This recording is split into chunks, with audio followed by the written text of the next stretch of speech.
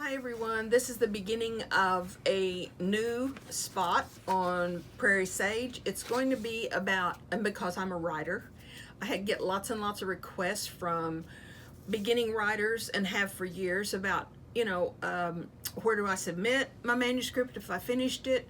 I'm in a spot where I don't know what to do next. Do you do you set aside your stories and start something new? What do you do when you get this really great idea and you're in the middle of writing? Well, you write down the idea in a little notebook and you keep focused on what you're doing, because until you finish the first manuscript, it doesn't matter how many good ideas you have. You need to learn how to finish a book.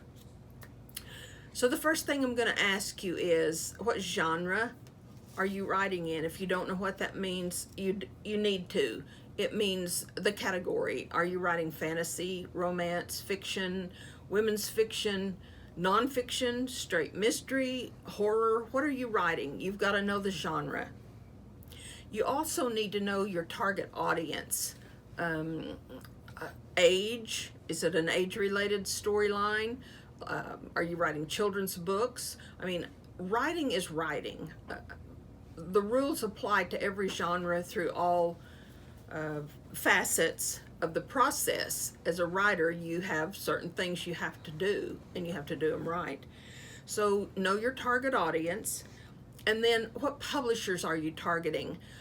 Are you looking to be traditionally published? I highly recommend it if you can, because they handle the editing, the covers, the back cover blurbs, the production, the PR, the advertising, and the distribution.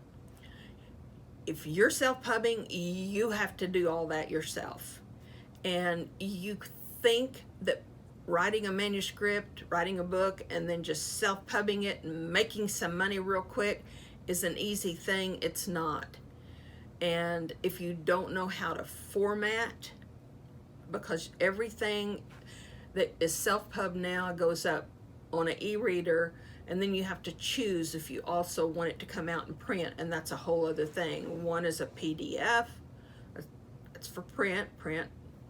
One is in a Mobi format, one is something else, and if you upload to another country, like to Apple stuff, they're formatted differently from Kindle. So it's a whole thing. It's a thing you need to know. And it costs money to self-pub. I'm sorry, but it's not a cheap thing. You need to hire an editor. You need to. You can't find your own mistakes. You need to know what's wrong. You need to hire an editor. Unless you're a graphic designer, you'll have to hire somebody to do your covers. You'll have to hire somebody to format, unless you're techie, and I'm not. All that kind of stuff. So that doesn't even cover the advertising and PR that you will also be responsible for after it comes out. It's a big deal, so you need to think about all that before you decide where you're going. My personal experience with people who are beginning writers, almost all of them write by what you say, by the seat of their pants. They call themselves pantsers and take great pride in not writing synopsis, which you can't get away with if you're writing for a traditional publisher, because they want to know what the story's about. They don't want to know that you'll figure it out as you go along. So if you're a pantser and you have not even written down the plot of the storyline, you'll probably never finish the manuscript. It's just a fact of life. You'll write yourself into a corner. You won't know what to do to get yourself out. And you'll think of a brand new idea and you'll go, that one's no good. I'm going to start over. And you'll do the same thing over and over and over. You have to learn how to fix what's wrong, guys. If you get stuck in a manuscript, figure it out. It's just a fact of life. You fix it, and then you keep going. And no matter how good or how bad your first manuscript is, you won't go anywhere with a writing career unless you have finished one, okay? Starting 12 great, maybe great novels isn't writing a book. That's playing at it. You have to finish the manuscript. The first book I ever wrote took me a year to write, but I finished it. I was so excited. It was a story that had been in my head for a long time. And when I was through, I read it back and I thought, that's really bad. I stuck it under the bed. And then I was so hooked on the process, I started another one, and it took another year to write, because not only am I a farm wife and a mother, but I'm also I'm also working at a public school. I was the secretary at a public school. So my writing time was getting up at 4:30 and 5 in the morning and writing until it was time to get everybody off to school, or me included. My writing time was after I got everybody in bed. I gave up a lot of family trips to do it. I really, really wanted to finish that manuscript. I really wanted to be a writer. But the second book wasn't any better than the first, and I stuck it under the bed too. I will tell you, in later years, somebody, ever so often when I tell the story, somebody says, "Oh, what'd you ever do with your first two books?" One winter I sat in front of the wood stove and burned every page. I was afraid I'd die and somebody'd find them. They were that bad. At least I thought they were. I am my own worst critic, so that's a plus. You have to be willing to accept criticism. You have to have hide as thick as an alligator. You can't let somebody else's opinion of how to tell a story affect your faith in yourself. They can tell you something's wrong with your story, but they can't tell you how to fix it. You have to learn how to do that yourself. They can tell you, I don't know what's wrong, but I get to this point in the book, and this is a critique partner or a critique group that you might belong to. I get to this part in the book and there's something really missing. All of a sudden I've lost track of what's happening. So when you get that kind of feedback, you go back and you read it yourself and you find out that you forgot to foreshadow something. You forgot to lay down the little clue, or you've quit, or your characterization is not strong enough to carry the storyline. All of that stuff matters. So that was my first book. First two I wrote went under the bed, and later I cremated them, and it was a fate better than what they deserved. They were that bad. So if you're already writing a manuscript, and I hope you are when you're hearing this, and if you don't like it, and you're stuck in a corner, you need to remember two things. Other than the plot and the characterization of your book, there are two things that are really valuable tools to use to get yourself moving past a stuck place or adding to the drama. One is the weather. What time of year is it? Is it rainy season, snow season? Is it hot and dry? Are you in a drought? Is it whatever, spring? The other one is geography. Geography is its own character. Where this book is set is just as important as the characters and the plot. And by that I mean, you can't tell a story. I mean, you can tell a story about mountain climbers, but setting it in the desert makes no sense. If you have mentioned that somebody has a specific skill, you need to put them in the place where they're going to have to use it, okay? It's the same thing with saying, if you're afraid of something. Remember Indiana Jones and that movie where he's in that pit with all the snakes? Harrison Ford. I knew the minute he said, "I hate snakes," that he was going to have to face snakes before that movie was over. And sure enough, he did. So that's kind of where you go with a storyline. You need to know your characters. You need to know what they're afraid of and what they like and what's their crucial thing that started this story. Conflict. Every story has some kind of conflict. Doesn't have to be physical, it can be emotional, but you have to have conflict in a story to make it interesting enough to read. Otherwise, you're writing a book about a Woody Allen movie. That's kind of what I call Woody Allen movies. It's just like peeking into a window, being a peeping Tom into somebody's life. I never do see where he's going with his movies. I'm just watching people live, and I don't get it. I'm not on the right wavelength for Woody Allen. But your readers probably need more than that. They need some conflict in their stories to help build you as a selling writer. The other thing that's really crucial is hooks. And if you're writing, you know that that's the opening scenes in a book. It's what makes a reader pick it up. Back in the day, before e-books became a thing, everybody bought their books from bookstores, and they would go to a shelf and browse, and they'd pick the book up, and if they didn't know the author, they'd open the book and look at the first line, the first page. If it looked interesting, if it sounded good, they'd flip it over and read the back cover copy. That stuff matters. It's how you get a potential buyer interested in your story.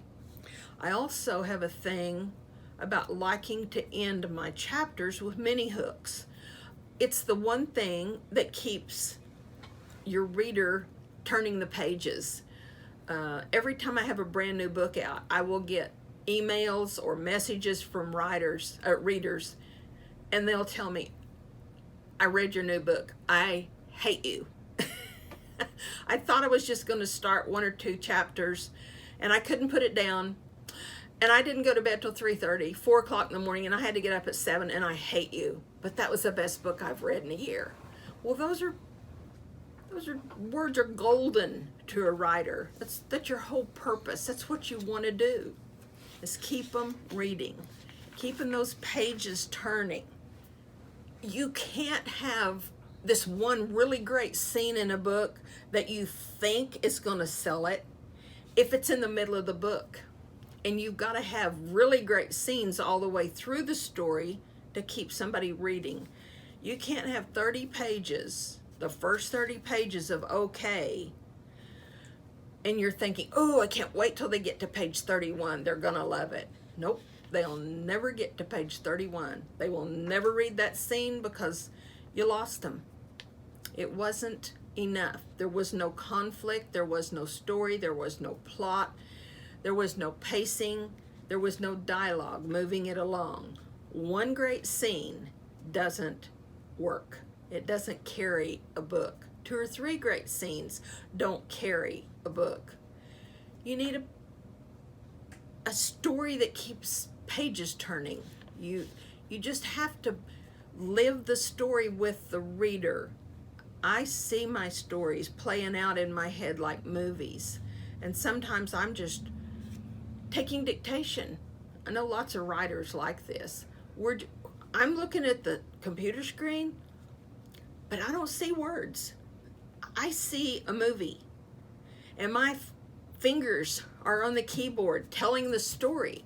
And sometimes I will have written, 10 or 12 pages, and I don't even really know what I've written because I was looking at the movie on the computer screen. That's how my head works.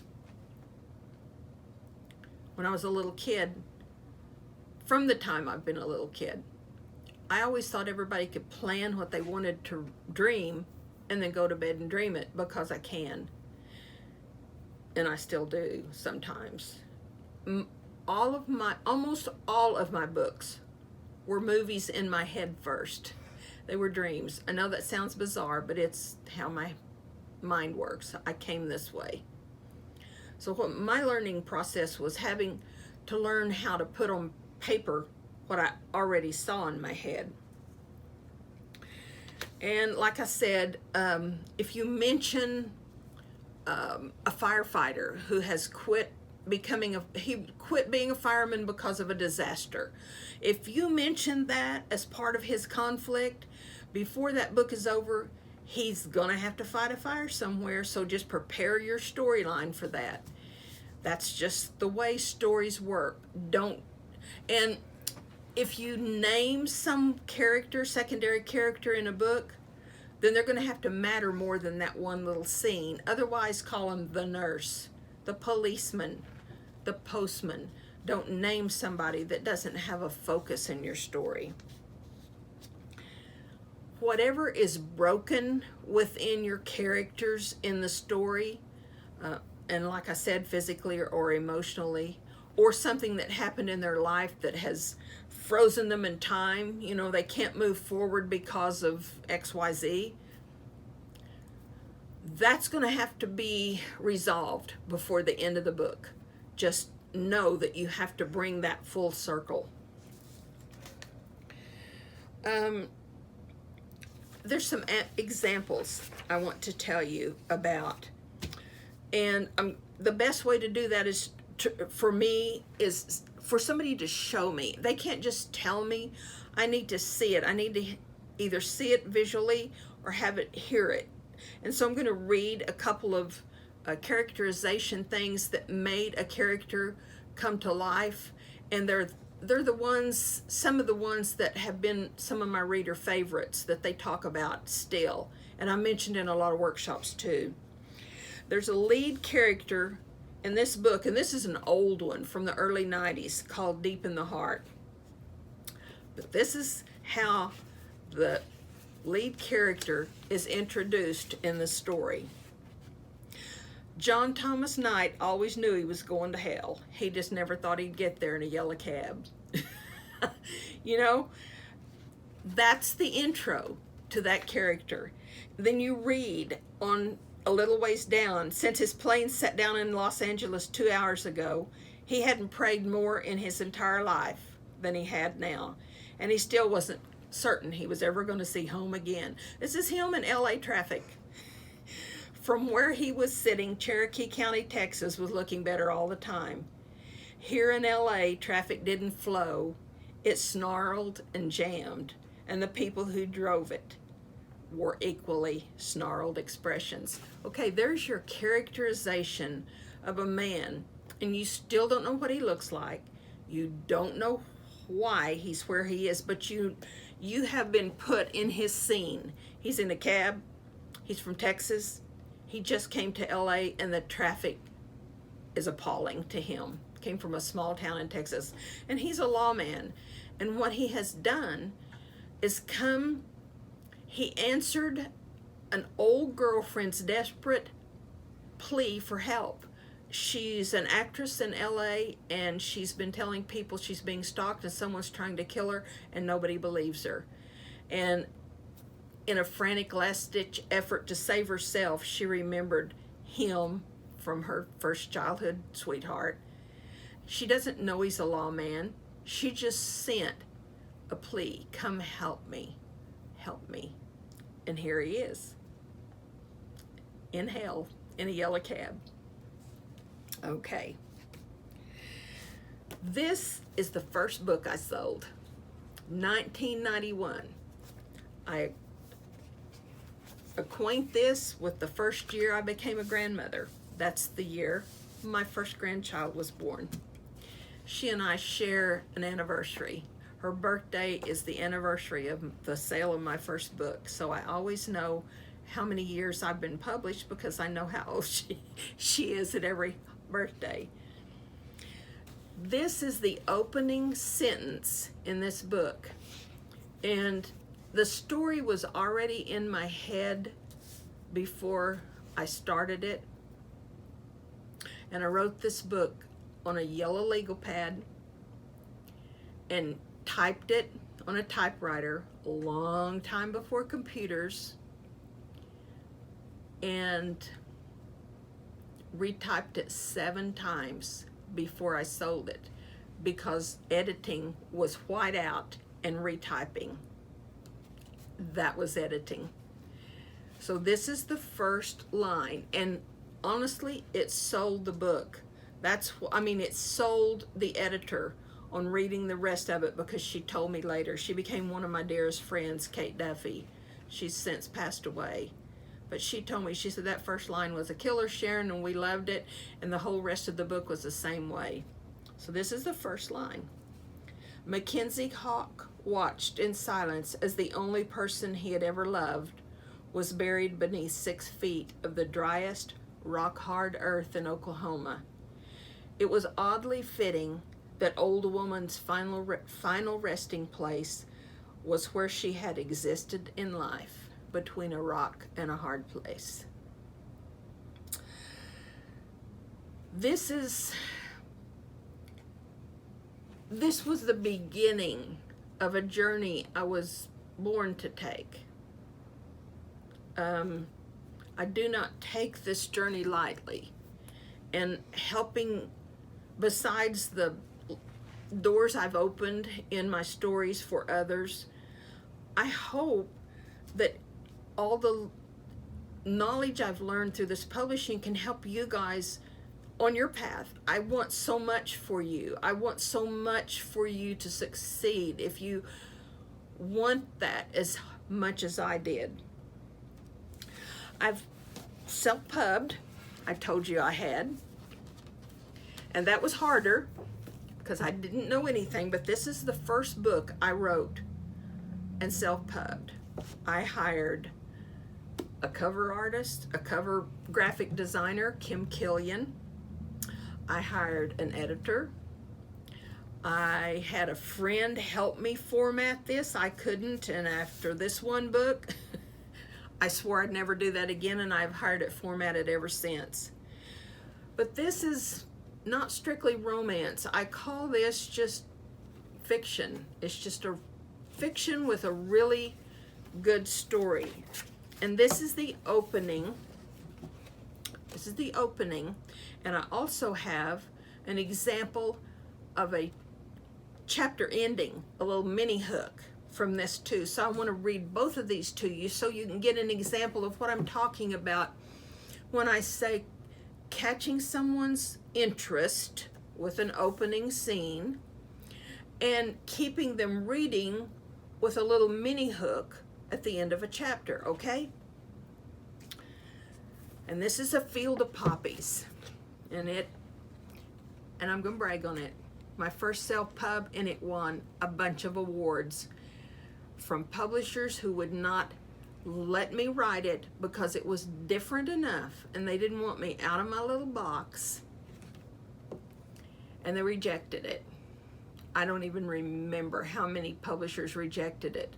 They would have bought one of my romantic suspense books in a heartbeat, but they didn't want anything different.